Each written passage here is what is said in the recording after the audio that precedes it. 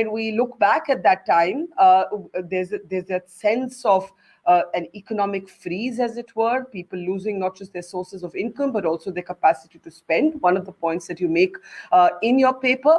Now, why do you argue that claims that poverty and inequality both increased significantly during and after the pandemic are patently false? That's the phrase you use. Can you elaborate why?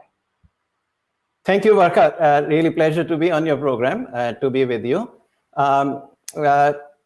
The paper is a bit more nuanced than you may have put it. Yes, I'm trying to make it accessible to the layperson, but I'm sure you will correct us and help us and guide us through a more complex understanding of what's happening. Go ahead, sir. So when I say patently false, I'm really referring to rural poverty. Yes. What this research really shows is that rural poverty did rise only in that one single quarter, which is the April to June 2020. That was the period of very strict lockdown. And after that, it came back to its path of declining poverty. And subsequently, whether you look at the data by quarter or if you want to look at the data annually, poverty continues to decline. Now, the rate of decline of poverty does fall in 1920, I think. We can look at the data, the estimates, but that is the finding. Now, urban poverty, on the other hand, did rise for at least 4 quarters, the same strict lockdown quarter. Yes, in fact, I'm quoting from your paper right there, and it says rural poverty saw a modest rise only during the strict lockdown quarter of 2020. Correct. So that is exactly right statement. Also, if you look at urban poverty also by quarter, it's not a massive rise in poverty. The percentage point increases are between something like 1 to 4 percentage points during these 4 quarters. So this is the April to June 2020 quarter and the 3 quarters that follow. Once again, by the time we come to the April-June quarter of 2021, urban poverty begins to decline again, which is where I think my data set end, and not very recently the 21-22 PLFS survey has been released, but we still don't have the unit level data yet, but we will try to extend to that. Now, if you give me a minute, I want to explain why actually the claims of a massive rise in poverty in rural areas were actually themselves counterintuitive. And to me, it was much more intuitive to think in what the results that this research shows. To me, they are far more intuitive for the following reasons. The growth in agriculture, which is crucial to rural poverty, continued to be on a very high growth trajectory. Our trend growth rate, if you take the trend, let's say over a 30-year period, 1990s onwards, it's less than 3%. Now, agriculture had grown in 2019-20, 5.3 or 5.4%. I mean, it's above 5%, which is unusual growth rate for agriculture. Yeah. Following year also, 2020-21, agriculture grew 3.3%, which is also above trend.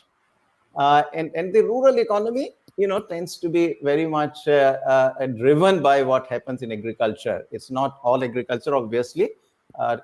Perhaps, we don't know the full estimates, but perhaps half of the rural income might be non-agricultural. But still, that is a big driver. So that's one factor. The other factors are that, the government also pitched in at speed, at pretty good speed. So they were able to, raise the NREGA expenditure, for example, even in 1920. Remember, 1920 is only the last 10 days. This is the fiscal year 1920. The survey year is more like July 1 to June 30, but so it's the fiscal year and survey year are sort of not fully aligned. But So if you look at the NREGA expenditure, it went up from 618 billion in 1819 to 717 billion in 1920. Now remember that it's only last 10 days of 1920, which are part of the lockdown and all. And then in 2021, NREGA expenditure goes to 1.1 trillion rupees. So that was a big jump. And then there was that, Prime Minister's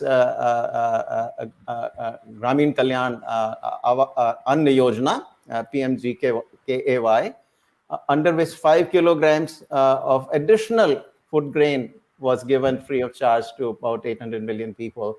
And that program also kicked in very quickly. Yeah. So I think these were the big factors. And for these reasons, actually, to me, the declining rural poverty actually is a more intuitive. Fascinating. And actually your paper begins with a sort of critique or a reference to two different research papers. One of them was from the Azim Premji University that you do cite, and you give reasons for why you rebut it. These were some of the headlines that we saw based on these research papers, both in The Economist and on CNN and other global news sites. And you've, of course, made the point that these were alarmist. Now, I want to bring up, Arvind Panagria, what the Azim Premji research paper actually said. And this is one of the studies that you're refuting. That's why we say Panagria refutes this study. They said 230 million Indians were pushed into poverty in 1 year. In 1 year of COVID. And this is one of the studies your paper opens with saying, look, I have disagreements with how this sort of research was collated. They go on to say that there was a 15% increase in poverty in rural India. You've just explained to us why you disagree with that. And during COVID, there was a 20% surge in urban India. And basis this, you say a lot of global sort of platforms headlined a kind of dire situation for India. One of the problems you had is the methodology. You said that there was a kind of apples and oranges comparison of surveys. Do you want to elaborate on why you so strongly refute this study?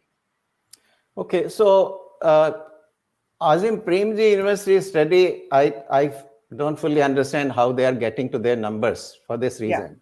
Normally, look, these numbers on poverty and inequality are derived from household surveys. You take a large number of households, which is representative of the population. Typically, it can be anywhere between 120 to 150,000 households. So it's a very large survey, and they do use the CMIE survey. Yes. As does another study, by the way, by Anup Malani and his co-authors. Yes. Now, one of the very interesting points is that the two studies have a very opposite view of the inequality. So let's forget for the moment poverty, but on inequality, Azim Premji study says that inequality massively went up. And Malani et al., they say that inequality fell dramatically, and urban inequality particularly fell. They're using the same household survey. How can that be? And this is where the answer. This is where one has to begin to investigate. I think Malani et al. Do it correctly, because what they do basically is that, look, here from the households we know what the bottom 10% households per capita income was, what the next 10% households made on per capita basis, what the next 10 and all. And so we can measure now inequality based on this. That's not what Azim Premji University study does. It somehow does some sort of event study.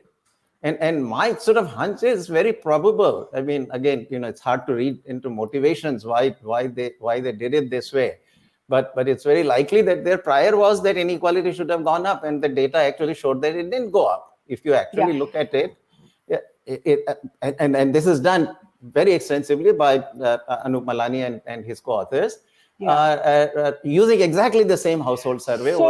So if I'm not wrong, Anup Malani's survey says poverty went up, but inequality did not. Yes. Am I right? Absolutely. And the Azim Premji says both went up, and you say both went down, except for one quarter. urban poverty. Well, rural poverty for 1 quarter and urban poverty for 4 quarters.